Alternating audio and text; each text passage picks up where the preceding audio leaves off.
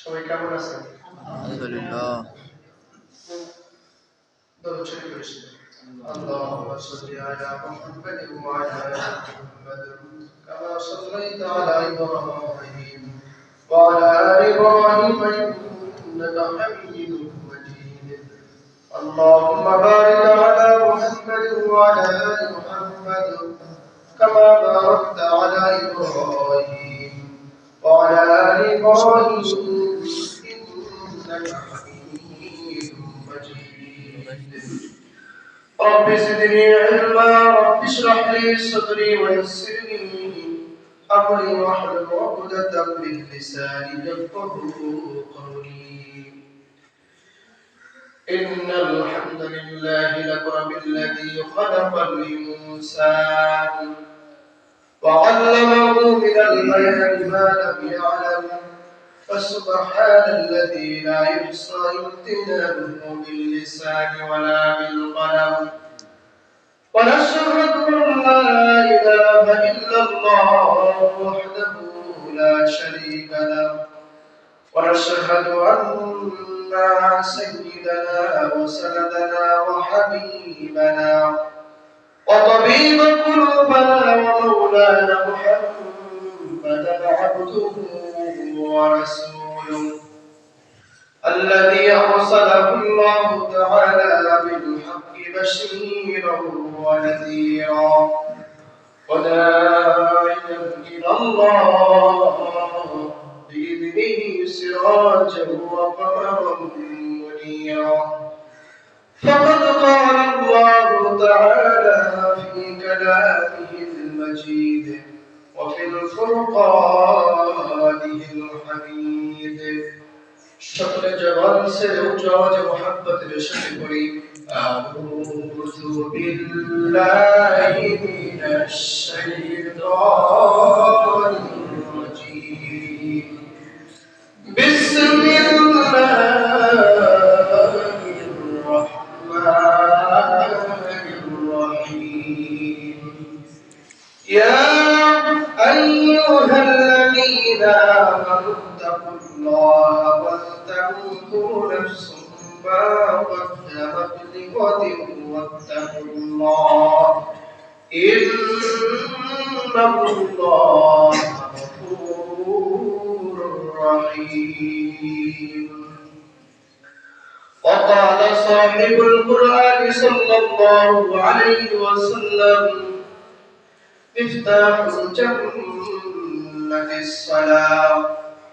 صدق الله العلي العظيم وصدق رسوله النبي الأمي الكريم ونحن على ذلك لمن الشاهدين والشاكرين والحمد لله رب العالمين. الحمد لله ثم الحمد لله. সমস্ত তারিফ সমস্ত প্রশংসা সেই মহান রব্বুল আলামিনের জন্য যে মহান রব্বুল আলামিন আমাদেরকে জুমার নামাজ পড়ার জন্য তার ঘর মসজিদে এসে বসে তার হুকুম পালন করার জন্য আমাদেরকে তৌফিক ইনায়েত দান করলেন। সেই মহান মালিকের দরবারে দিল খুলে শুকরিয়া আদায় করি, সবাই বলি আলহামদুলিল্লাহ। মানবতার মুক্তির দূত সাইয়্যিদুল কররাইন খাতামান নবিয়্যিন রাহমাতাল লিল আলামিন আহমদ মুস্তাফা সকলের জবান ছেড়ে বলি সাল্লাল্লাহু আলাইহি ওয়াসাল্লাম। মানুষ দুনিয়ার মধ্যে যুগে যুগে অনেক আসছে, অনেক যুগের সাথে দিয়ে চলে গেছে, এটা আমরা বাস্তবে প্র্যাকটিক্যালি আমরা দেখেছি নাকি? কিন্তু কে কোন আমল নিয়ে কে কোন খ্যাতি অর্জন করে দুনিয়া থেকে বিদায় নিল? কেউ ভালো খ্যাতি অর্জন করে দুনিয়া থেকে বিদায় নিয়েছে যে অমুক ব্যক্তিটা খুব ভালো ছিল রে, এরকম মনে হয় আমাদের কাছে। আমার মনে হয় দুনিয়া থেকে বিদায় নিয়েছে ভালো হয়েছে, মানুষটা খুব খারাপ ছিল, তার স্বভাবটা কি ছিল? খারাপ ছিল। তো দুনিয়ার মধ্যে মানুষ যখন আপনাকে খারাপ করবে, মাহশারের ময়দানে যখন আপনাকে দাঁড় করায় দেবে, তখন তখন শুধু মানুষ নয়, ফেরেশতারাও বলবে যে খারাপ ছিল, এই লোকটা দুনিয়ার মধ্যে ভালো ছিল। গুনাহ তো সবাই করে, গুনাহ ছাড়া কোনো ব্যক্তি নেই। তবে রাসূল যারা পয়গম্বর, গুনাহ হওয়ার সঙ্গে সঙ্গে তারা মাফ চাইছেন।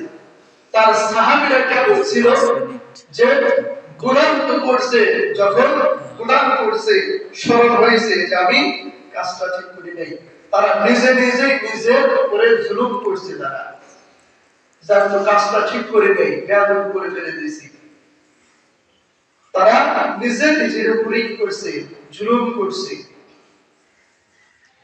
যেরকম ভাবে আল্লাহ রাসূল সাল্লাল্লাহু আলাইহি ওয়াসাল্লাম যুদ্ধে যাওয়ার জন্য সমস্ত সাহাবীদেরকে ডাক দিলেন, ও সাহাবীরা, যুদ্ধে যাইতে হবে, তোমরা সবাই প্রস্তুতি নাও।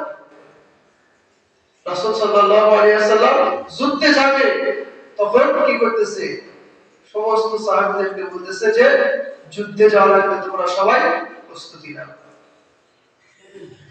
এমন অবস্থায় আল্লাহর রাসূল সাল্লাল্লাহু আলাইহি ওয়াসাল্লাম সমস্ত সাহাবীদেরকে ডাক দিয়ে বললেন, ও সাহাবী, যুদ্ধের ময়দানে যেতে হবে, কাফেররা আক্রমণ করার জন্য আসছে। ও আমার সাহাবী, যুদ্ধের জন্য তৈরি হও। সমস্ত সাহাবীদেরকে তৈরি করলেন।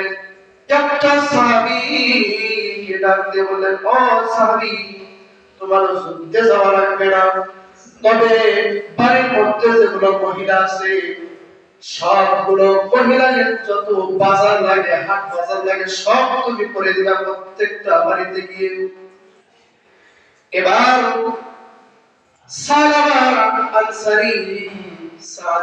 আনসারী তাকে বলল, ও সালাবাতুল আনসারী, তোমার যুদ্ধের ময়দানে যাইতে হবে না, প্রত্যেকটা ঘরে ঘরে বাজার তুমি পৌঁছাইয়া দিবা, তোমার যুদ্ধের ময়দানে যাওয়া লাগবে না।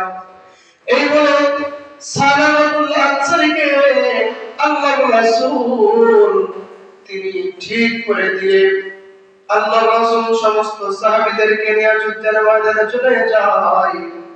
যাওয়ার পর এইদিকে সালাবাতুল আনসারী, ঘটনাটা একটু মনোযোগ দিয়ে শুনবেন, যে মানুষ যখন গুনাহ করে আর গুনাহ করার পর ওই গুনাহটাকে কতদূর পর্যন্ত পৌঁছায় নিয়ে যায়, এই ঘটনার দ্বারা একটু বুঝবেন সবাই। সালাবাতুল আনসারীকে বলল, সালাবাতুল আনসারী, তুমি প্রত্যেকটা মদিনার ঘরে ঘরে বাজার পৌঁছাইয়া দিবা, কার ঘরে কি লাগবে তুমি পৌঁছাইয়া দিবা। সালাবাতুল আনসারীকে ঠিক করে দিয়ে রাসূল চলে গেল যুদ্ধের ময়দানে। যুদ্ধের দামামা যখন বেজে উঠল, যুদ্ধ চলতেছে, এইদিকে সালাবাতুল আনসারী প্রত্যেকটা ঘরে ঘরে বাজারগুলো পৌঁছায় দিচ্ছে। বাজারগুলো পৌঁছায় দেওয়ার পর তার একটা প্রিয় বন্ধু ছিল,